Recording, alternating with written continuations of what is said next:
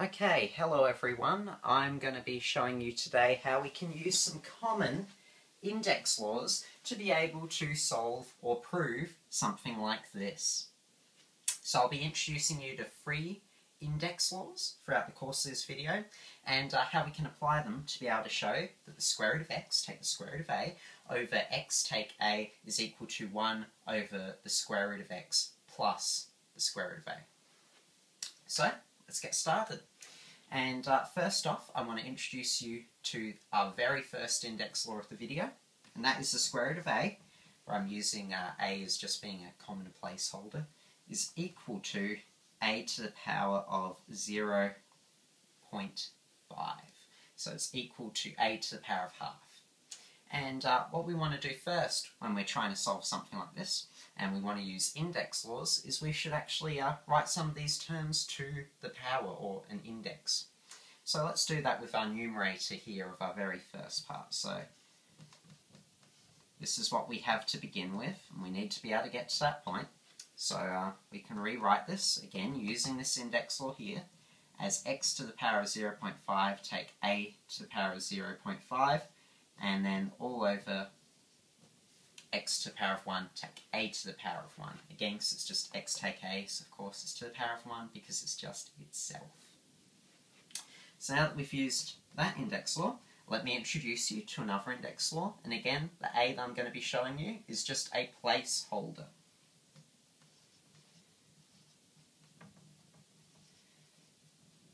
Okay, so when there's no brackets involved and we just have simple division like that, where it's the same term in the numerator and denominator, the same unknown value or known value if it's constant, then what we do is where it's n and x, different exponents, we actually subtract the exponent in the numerator from, we actually have that subtract the exponent in the denominator, so n take x.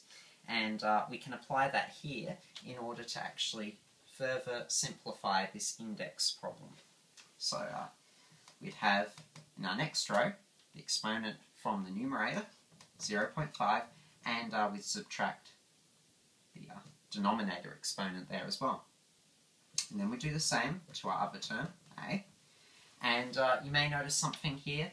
These two negatives here actually form a positive. Again, you're probably used to that from arithmetic. If you have negative 2 times by negative 2, it always equals positive 4, because a negative and a negative make a positive. Same sort of deal here, so the operation between those two terms is now a positive, which is good. So now we can rewrite this by just simplifying down using arithmetic our exponents. So we get x to the power of negative 0.5 plus a to the power of negative 0.5 as well. And that brings me to our third and final index law for the video, and one that I will be proving in a future video because the logic behind it is actually quite interesting. But a to the power of negative n, again, a just being a placeholder, is equal to 1 over a to the positive n.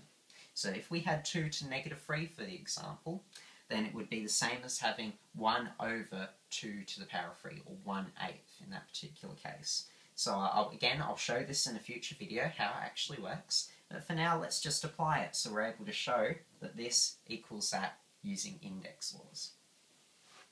So again, we have negative exponents here, and they're going to become positive.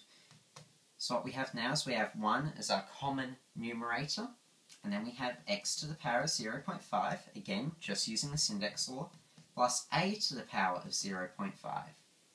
Again, just using our third and final index law there. And now, because they're both to the power of 0.5, we can use this original one, but we can go back the other way. We don't have to go from a square root to get to the exponent of 0.5. We can go from the exponent of 0.5 to get to the square root. And again, that's where our final form lies. So using these three index laws, we've been able to show that the square root of x, take the square root of a, over x take a is equal to 1 on the square root of x plus the square root of a. And there we have it, there's our proof. So here we use the index law of subtracting, we use the index law here and here, where the square root is 0.5 and vice versa, and then we just use the index law of a negative exponent to be able to flip it. So there's just a common introduction to some index laws and how we can apply them in mathematics. There'll be more exciting videos coming soon. If you have any questions, again, just write them down in the comments and I'll be able to help you out.